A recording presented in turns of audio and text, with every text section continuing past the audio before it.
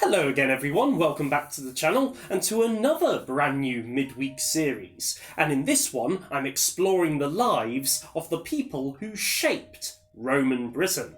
And in this episode I'm starting with a figure who doesn't get nearly the recognition that he deserves. When we think of the Roman invasion of Britain, one name always dominates: Claudius.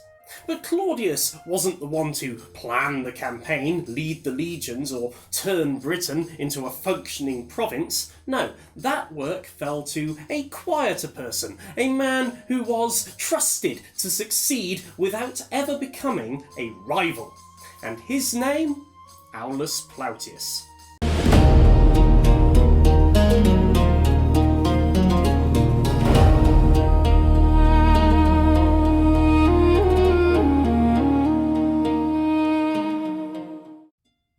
Aulus Plautius was born into the Plauti, a well-connected senatorial family of Sabine origin.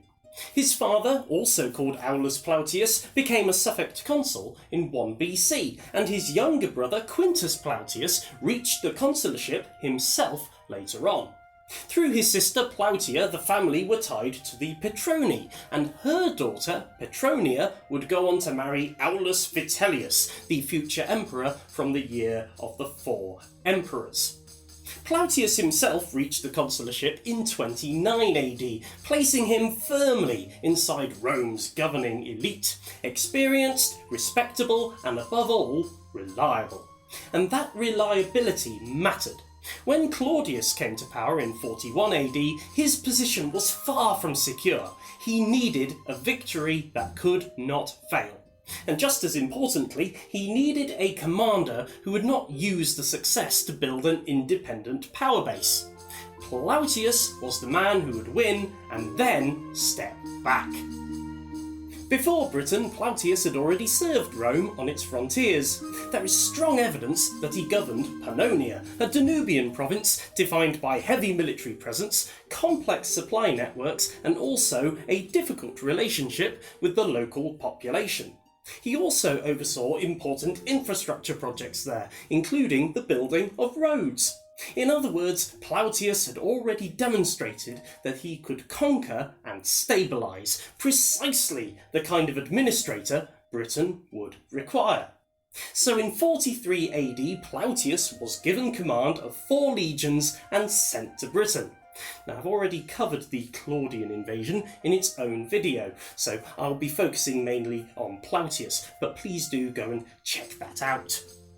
In Britain, he faced determined resistance, including the forces led by Caractacus and Togodumnus, and he fought major engagements such as the Battle of the River Medway, where Roman discipline ultimately broke Brittonic chariot warfare.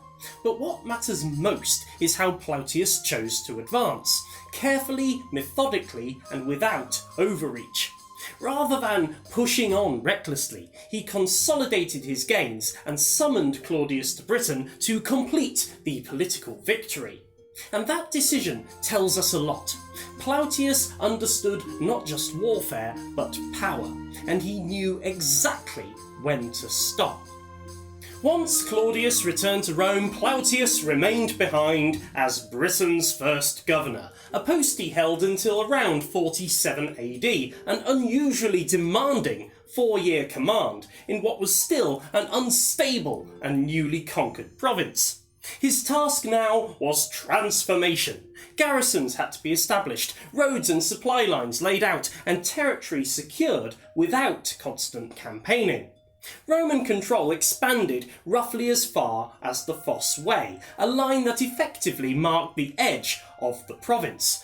And while resistance continued elsewhere, with Caractacus escaping west, the Roman core of Britain was now firmly in place.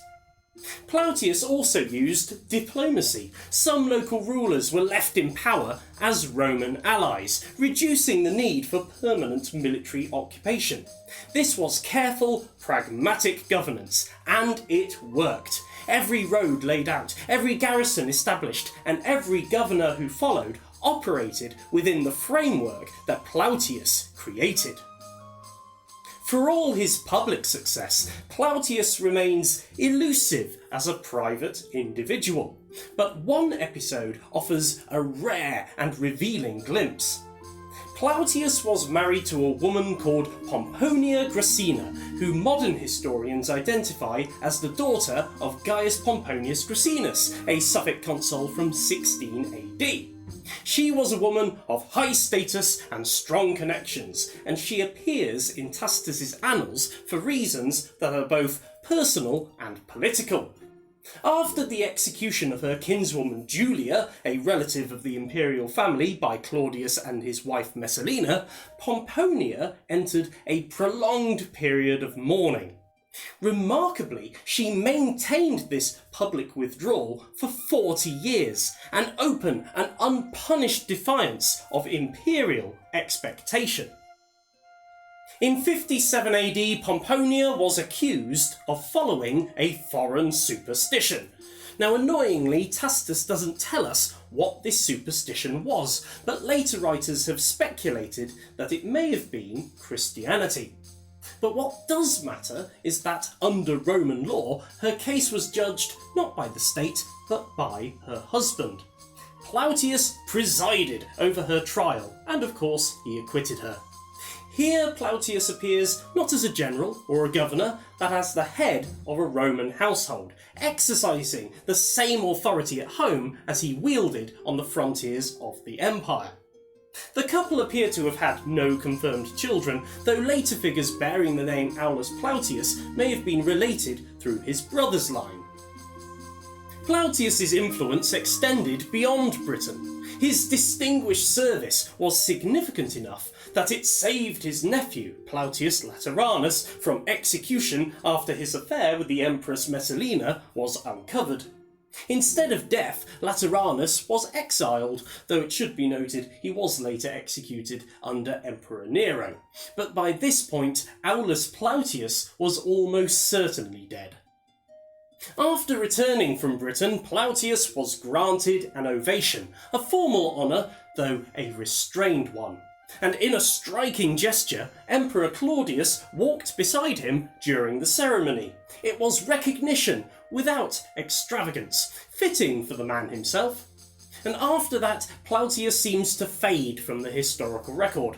We do not know when he died, we do not know where he was buried, and that perhaps is entirely appropriate. Aulus Plautius was not a legend. He left no memoirs, no famous speeches, and no monuments bearing his name across Britain. But he did something far more enduring.